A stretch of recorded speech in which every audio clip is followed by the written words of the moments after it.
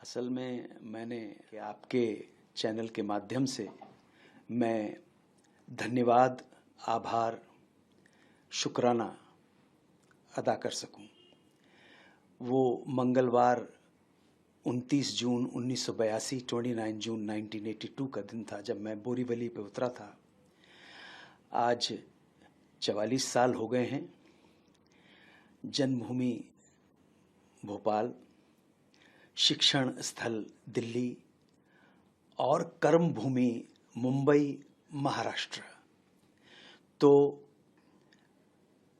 Film industry को, मुंबई के लोगों को, महाराष्ट्र की भूमि को और तमाम उन लोगों को जिन्होंने मुझे प्रेम दिया, मुझे स्वीकार किया, एक कलाकार के रूप में मेरी बात सुनी और मुझे इस लायक बनाया कि मैं घर चला सकूं और घर बना सकूं। मैं बहुत आभारी हूं। और ये 44 सालों का जो सफ़र है, जिस तरह से भी काटा, स्वाभिमान के साथ काटा। और इन 44 सालों में अगर मेरे कारण कोई गलती हुई हो जाने अनजाने में जिन लोगों के प्रति, उनके लिए क्षमा प्रार्थी हूं। और साथ साथ कोटि कोटि धन्यवाद तमाम लोगों का जिन्होंने मुझे प्यार दिया। मेरी फिल्म इंडस्ट्री का मैं बहुत आभारी हूं कि उन्होंने मुझ जैसे व्यक्ति को स्वीकार किया। जनता ने मुझे मान दिया, प्यार दिया, सम्मान दिया। फिल्म इंडस्ट्री ने दिया, मुंबई के लोगों ने दिया। मुंबई महाराष्ट्र मेरी कर्मभूमि है और मैं इसके लिए हमेशा बहुत ही कर्तव्यबद्ध रहा हूँ, बहुत ही प्रतिबद्ध रहा हूँ, बहुत ही समर्पित रहा हूँ। वो मेरी जन्मभूमि हो, वो मेरी शिक्षण स्थली हो और मेरी कर्मभूमि हो, मैं सबके प्रति मेरे हृदय में एक धन्यवाद का, आभार का बोध है। इसे ही व्यक्त करने के लिए मैंने आपको और आपके चैनल को कष्ट दिया। नहीं, जिन्होंने सपोर्ट किया, सबसे पहले मुझे यहाँ पर लाने वाले जो हैं वो मेरे जो अग्रज हैं, भाई श्री रंजीत कपूर हैं। वो मुझे यहाँ पे दिल्ली से उनका मैसेज मिला और वो मैसेज श्री प्रकाश झा ने दिया था। उन्होंने कहा, मैंने उनको जब फ़ोन किया तो उन्होंने कहा जाओ, रंजीत ने तुम्हें बुलाया है। तो मेरे जो बड़े भाई हैं श्री रंजीत कपूर, उनके कारण मैं यहाँ पर आया। डेफिनेटली वो सेतु बने और यहाँ पर उन्होंने एक प्ले किया जिसमें स्वर्गीय ओमपुरी और मैंने काम किया था, जिसका नाम था an enemy of the people, written by Henrik Ibsen. और यहाँ पर ही काका जी, जिनको मैं कहता हूँ, हमारे काका जी श्री रंजीत कपूर है, मेरे बड़े ब्रदर, उनके कारण मेरी मुलाकात हुई, परिचय हुआ, सानिध्य बढ़ा। उनके लिए भी अत्यंत आभार। और वो है आज़मी परिवार। सर्वप्रथम मैं नाम लेना चाहूँगा मरहूमा शौकत कैफ़ी, जिन्होंने मुझे इतना प्यार दिया और आशीर्वाद दिया और मुझे तब भी सहारा दिया उन्होंने। मैं उनको अम्मी कहता था। आज वो इस दुनिया में नहीं है, ईश्वर उनकी आत्मा को शांति दे। जी, सबसे पहले मैं उनका ही नाम ले रहा हूँ। फिर आभारी हूँ श्रीमती शबाना आज़मी का, उनके पिताजी का, उनके भाई का। और उन्हीं के माध्यम से आभार व्यक्त करना चाहूँगा जिनकी वजह से मुझे एक काम मिला और वो था बेताब फिल्म और नाम है श्री जावेद अख्तर। लेकिन उससे पहले आभार व्यक्त करना चाहूँगा स्वर्गीय श्याम बेनेगल साहब का। उन्होंने मुझे पहली बार काम दिया। उसके बाद गिरीश कर्नाड हैं, स्वर्गीय मृणाल सेन हैं। तत्पश्चात एक फैमिली, परिवार, जिसने मुझे सम्मान दिया, प्यार दिया, आशीर्वाद दिया। मैं अत्यंत आभारी हूँ, कोटि कोटि आभारी हूँ। आज वो दोनों इस दुनिया में नहीं हैं और मैं अक्सर उन्हें याद करता हूँ। और वो नाम है स्वर्गीय श्री यश चोपड़ा और स्वर्गीय श्रीमती पैमेला चोपड़ा का। तो यश जी और पैम जी ने मुझे बहुत प्यार दिया। मैं तो कुछ भी नहीं था, आज भी कुछ भी नहीं हूँ। और मैं उनको बहुत याद करता हूँ। मुझे मालूम है मुझसे कुछ गलतियाँ हो गई उनके लिए। उन्होंने तो, वो तो बहुत बड़े लोग, उन्होंने माफ़ कर दिया होगा, परंतु मैं उन गलतियों के लिए अपने आप को माफ़ नहीं कर पाया, अपने अहम की वजह से, अपने ईगो की वजह से। परंतु आज मैं केवल इतनी ही प्रार्थना करता हूं कि वो जहां पर भी हैं, ईश्वर से प्रार्थना है कि उनकी आत्मा मुझे क्षमा प्रदान करे। बहुत याद आती है मुझे यश जी और पैम जी की। और तीसरा जो परिवार है, मैं बता रहा हूं, मैं 3 परिवारों को ही जानता था और जानता हूं। परिवारों को जानने का अर्थ है कि आप उनके घर पे जाते हैं, वो आपके साथ भोजन करते हैं, वो आपका स्वागत करते हैं, आप उनके साथ बैठ के घंटों बात कर सकते हैं। तो पहला परिवार आज़मी परिवार, दूसरा परिवार श्रीमती पैमेला चोपड़ा और स्वर्गीय श्री यश चोपड़ा, ईश्वर उनकी आत्मा को शांति दे। पैम जी और यश जी ने मुझे बहुत प्यार दिया, बहुत सम्मान दिया। और तीसरा परिवार है बच्चन परिवार, श्री अमिताभ बच्चन, ईश्वर उन्हें दीर्घायु प्रदान करे, और श्रीमती जया बच्चन, जिनको मैं अपनी अग्रजा मानता हूँ, अपनी बड़ी बहन की तरह मानता हूँ, और जिन्होंने सबसे पहले मुझ पे विश्वास रख के मुझे डायरेक्टर और प्रोड्यूसर बनाया। अगर वो ये कार्यक्रम सुन रहे हो तो ये सिर्फ धन्यवाद की मुद्रा है, इसके अलावा कुछ नहीं कह सकता।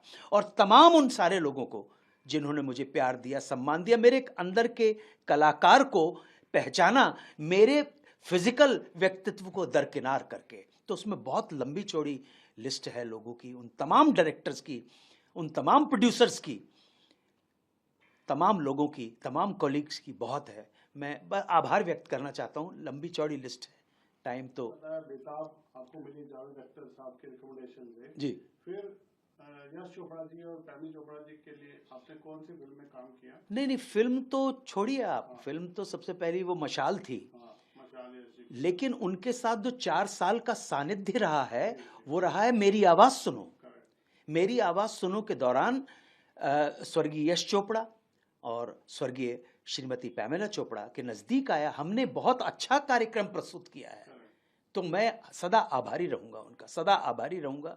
ये तो बच्चे थे आदि और उदय, आई एम श्योर के वो अगर वो सुनेंगे तो उनको वो टाइम याद आ जाएगा। 12-12, 13-13 साल के बच्चे थे, और वो जहाँ पर भी हैं अच्छा काम कर रहे हैं, और ईश्वर उनको दीर्घायु प्रदान करे और वो स्वस्थ रहें और मस्त रहें। फिल्म में एक बार उन्होंने, यश जी ने 93 में मुझे बुलाया कि तू आ ज़रा एक सीन कर जा तू आके, तो पूछने का सवाल ही पैदा नहीं होता था। वो मुझे स्वर्गीय यश चोपड़ा इतना चाहते थे मुझे, एक कलाकार के रूप में, एक वक्ता के रूप में, एक विचारक के रूप में, या और मेरे कहने पे स्वर्गीय पैमेला चोपड़ा ने, मैं बुखार में था और वो श्री हरमंदिर साहब के दर्शन करने गई थी, स्वर्ण मंदिर जिसे हम कहते हैं, श्री हरमंदिर दरबार साहिब के। तो मैंने कहा पैमी जी आप वहाँ गई हैं, पैम जी आप वहाँ से मेरे लिए गुरु ग्रंथ साहब के सारे वॉल्यूम ले आइएगा, इंग्लिश और हिंदी के अंदर, और आप ताज्जुब करेंगे, अजब घटना है, विचित्र घटना है, विचित्र संयोग है और सुखद संयोग है कि उन्होंने जब वो लाके मुझे दिया, मैं 3 दिन से बुखार था, और जैसे ही मैंने गुरु ग्रंथ साहब के ऊपर हाथ रखा है जो पैम जी ने दिया, मेरा बुखार उतरना मतलब बंद हो गया, और मैं विदिन 24 आवर्स चंगा हो गया। सीधे ये गुरु ग्रंथ साहब की महिमा है, जहां जहां गुरुओं की वाणी है, ठीक है। सो जो भी बात हुई थी वो बहुत पर्सनल थी, उसमें उनका कसूर नहीं है, कसूर मेरे ईगो का, मेरे घमंड का है। और बच्चन साहब का मुझे मालूम है क्योंकि मैडम ने आपको, जया बच्चन जी ने एक फिल्म दी जी, उन्होंने मुझे प्रोड्यूसर डायरेक्टर बनाया। मैंने तो ऐसी कहानी सुना दी थी उनको, उनका विश्वास देखिए आप मेरे ऊपर। क्या नाम था फिल्म का? अभय। उसमें आपने एक्टिंग किया? नहीं, एक्टिंग में डायरेक्ट था, प्रोड्यूसर था। आप नाना पाटेकर से पूछ सकते हैं, आप बेंजामिन गिलानी साहब से पूछ सकते हैं, आप मुनमुन सेन से पूछ सकते हैं। तो और इतना विश्वास मेरे एक बात कहने के ऊपर, मैंने कहा थोड़ा बजट मुझे कम लग रहा है, हाँ ठीक है तुम बताओ क्या है। उन्होंने पूरी कमेटी, वो चेयरपर्सन थी जया जी, मैं तो मतलब उनके चरण छूने के अलावा और कुछ कर ही नहीं सकता। हाँ मुझे मालूम है उनका राजनीतिक जो भी कैरियर हो, लेकिन वो, मैं उनको अपनी बड़ी बहन की तरह मानता हूं और उनका जीवन भर ऋणी रहूंगा मैं। सर, इसको नेशनल अवार्ड भी मिला था? जी, नेशनल अवार्ड भी मुझे मिला इस फिल्म को, मुझे भी नेशनल अवार्ड मिला। वी शांताराम अवार्ड स्वर्गीय हिंदू हृदय समाज श्री बाला साहब ठाकरे ने दिया था, उनका भी बहुत आभारी हूं मैं, बहुत आभारी हूं हिंदू हृदय सम्राट स्वर्गीय श्री बाला साहब ठाकरे का, जिन्होंने बहुत मुझे मान दिया, बहुत प्रेम दिया। वो मुझे बुलाते थे और मेरे साथ खाना खाते थे और गप्पे मारते थे मेरे साथ। आप ताज्जुब करेंगे, मुझे नीचे कभी बैठने नहीं दिया उन्होंने। तो कभी अन्ना जी आपको मन में नहीं आया कि पॉलिटिक्स ज्वाइन करूं? नहीं नहीं नहीं नहीं नहीं नहीं, उन्होंने मुझसे एक बार पूछा था, एक कुछ काम लेके गया था मैं, मेरा गांव जो राहटोली है बदलापुर के पास, तो हमारे गांव के जो लोग हैं उनमें बहुत मेरे जो क्लोज जो लोग हैं उनमें मोरे बंधु हैं, श्री विवेक रविंद्रनाथ मोरे और श्री उमेश रविंद्रनाथ मोरे, ये मोरे बंधु मेरे बहुत बहुत बहुत क्लोज है। स्वर्गीय श्री सुरेश पाटिल बहुत क्लोज हैं, और एक थे सदानंद कचरू मेहर, वो है एक, वहाँ पे थे बारकू, क्या नाम है, वामन बारकू महात्रे जी। तो इन लोगों का मैंने एक अपने कंपनी के लेटर हेड पे नाम लिखा और अंकल को फ़ोन किया, तो आ जाओ। आप सोचिए, जिसको पूरा देश हिंदू हृदय सम्राट कहता है, वो मेरे साथ खाना बैठ के खा रहे हैं, ठीक है, और ड्रिंक चल रही है। और मैंने कहा अंकल ये ज़रा देख लीजिए। तो उन्होंने देखा कि 5 लोगों का नाम। मैंने कहा ये मेरे गांव के लोग हैं, they may not be speaking good English but they Marathi मानुस हैं। तो कहने लगे आप कब से राजनीति के अंदर? मैंने कहा सर अंकल मेरा राजनीति से कोई लेना देना नहीं है।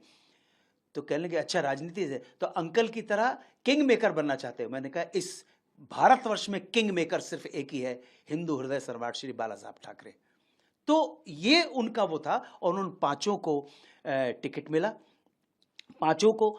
और तब मेरे हिसाब से जहां तक मुझे याद है, ये श्री एकनाथ शिंदे इंचार्ज हुआ करते थे, और वो मेरे राहटोली के फार्म पर भी आए। उन्होंने 5 से पूछा था कि आप 5 का क्या कनेक्शन है जिसकी वजह से मातृश्री से फोन आया है कि इन 5 को टिकट देना है। तो कहने हमारा कनेक्शन कुछ नहीं है, अंताक्षरी वाले वो श्री अन्नू कपूर साहब हैं। तो श्री एकनाथ शिंदे आज शायद उप मुख्यमंत्री हैं, वो पूरे अपने दल के साथ मेरे फार्म पे मुझसे मिलने आए थे। तो मैं राजनीति से कोई मतलब नहीं है, कोई मतलब नहीं है, धर्म और राजनीति से मैं कोसों दूर हूं, इतना दूर हूं जितना हमारे देश से ईमानदारी दूर है। आपके जीवन में अन्ना जी अंताक्षरी कब आई फिर? एग्जैक्टली 6 अगस्त 1993 को।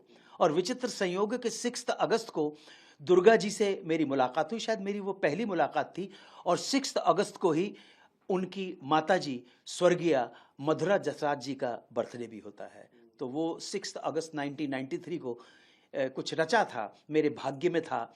और मैं तो कहता हूँ भाग्य से ज़्यादा और समय से पहले कभी किसी को मिलता नहीं है। इसके लिए मैं परम आभारी रहूँगा श्री गजेंद्र सिंह का। कौन से ऐसा काम? अलग अलग किस्म के लोग हैं, अलग अलग। कुछ लोगों को आज तक श्री एन चंद्रा की तेजाब में मेरा काम बहुत पसंद है, और तेजाब के साथ वो इमीडिएटली अंताक्षरी को एसोसिएट करते हैं कि अरे सर उसमें भी आपने गाया था, एक गुलदस्ता का रोल किया था। कुछ लोगों को गर्दिश बहुत पसंद है, प्रियदर्शन जी की फिल्म में गर्दिश में वो भिखारियों के बादशाह का रोल किया था। एक बार तो मेट्रो सिनेमा में एक फंक्शन में महाराष्ट्र के एक मंत्री थे, वरिष्ठ मंत्री थे, उन्होंने तो स्टेज पे फरमाइश की, अन्नू जी वो गर्दिश का डायलॉग सुना दीजिए जो आप फोन के ऊपर बोलते हैं। वो डायलॉग है, नहीं नहीं पॉल नहीं नहीं, विधानसभा के सामने और संसद भवन के सामने भिखारी बिठाने की जरूरत नहीं है, वो ऑलरेडी बहुत सारे भिखारी बैठे हुए वहां पर। तो ये डायलॉग है मेरी फिल्म का। कहने लगे सबके सामने उन्होंने बुलवाया मुझसे। तो और कुछ लोग मुझे विक्की डोनर के रूप में, जिस आभारी रहूंगा श्री सुजीत सरकार का, जिन्होंने मुझ पर विश्वास किया।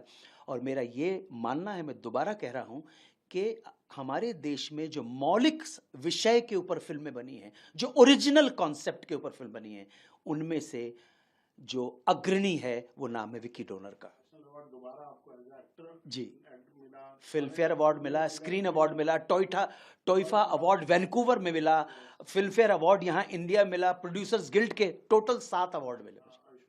नहीं उसका तो मेन टाइटल रोल था। नहीं आयुष्मान खुराना फिर जो भी काम किया उसके साथ दोबारा काम किया ड्रीम गर्ल में, श्री राज शांडिल्य की फिल्म थी। और आप जानते हैं ड्रीम गर्ल, हाँ ड्रीम गर्ल का भी रोल मेरे को बहुत याद करते हैं। सुभाष कपूर का जॉली LLB 2 का रोल याद, डिफरेंट रोल देने की कोशिश की। मैं हीरो तो हूँ नहीं, तो हम तो कैरेक्टर आर्टिस्ट, जो कैरेक्टर दोगे उसमें डूब जाएंगे हम। लेकिन जो मुझे मेरे हृदय के सबसे ज़्यादा नज़दीक है वो श्री अनिल चौधरी ने जब मुझे कबीर का रोल दिया था टेलीविजन सीरीज के लिए। आप फिर काम कम क्यों करते हो? आपके बारे में कहा जाता है कि भाई आप बहुत ज्यादा फिल्में नहीं करते, क्या रीजन है कि मतलब एक तो सबसे पहली बात, अच्छा ऑफर आया ही नहीं। हमारी शक्ल ही ऐसी नहीं है कि लोग हमें ऑफर दे सकें। तो जो आया और उसमें से जो थोड़ा सा ठीक ठाक लगा वही कर लिया हमने। नहीं, बट आपकी शक्ल से भी बहुत सुंदर सुंदर लोग कामयाब हुए हैं।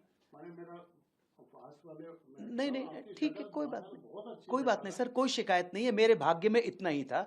मुझे कोई शिकायत नहीं है, ना अपनी फिल्म इंडस्ट्री से शिकायत है, ना लोगों से शिकायत है। बट आप रीचेबल हैं, आप आसानी से मिलते हैं लोगों से, बात करते हैं, कोई आपको संपर्क करे तो आप मतलब ऐसा लगता है कि जैसे अन्नू कपूर के पास पहुंचना शायद मुश्किल है। नहीं, बिल्कुल गलत ये इंप्रेशन है। हाँ। अरे सर, मैं कोई भारत का प्रधानमंत्री, भारत का गृह मंत्री और भारत का कोई बहुत बड़ा नेता थोड़ा हूं। मैं तो आम आदमी हूं, दुकान खोल के बैठा हूं, और इंटरनेट के ऊपर तो मेरा नंबर भी बाय मिस्टेक आ गया है, तो एवरीबडी नोज माय नंबर, जो पुराना वाला नंबर था। तो कोई कुछ दिक्कत नहीं है। लेकिन अगर आप कोई XYZ कोई एक ऐसा सब्जेक्ट लेके आएंगे जहां मुझे लगेगा कि यार इसमें मुझे क्यों वेस्ट कर रहे हो, ना पैसा दे रहे हो ना रोल दे रहे हो, तो मैं क्यों करूं। एक्टर फोन उठाते थे, एक्टर से बात कर लेते थे कि भाई आ जाओ, आपके लिए एक अच्छा रोल है।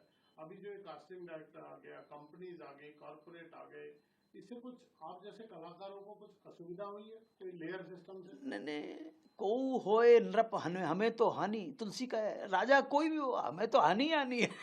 इससे कोई फर्क नहीं पड़ता जी। मेरे भाग्य का जो है वो दुनिया में कोई ले जा नहीं सकता है, और जो मेरे भाग्य में है, जो भाग्य में नहीं है, मुझे दे नहीं सकता।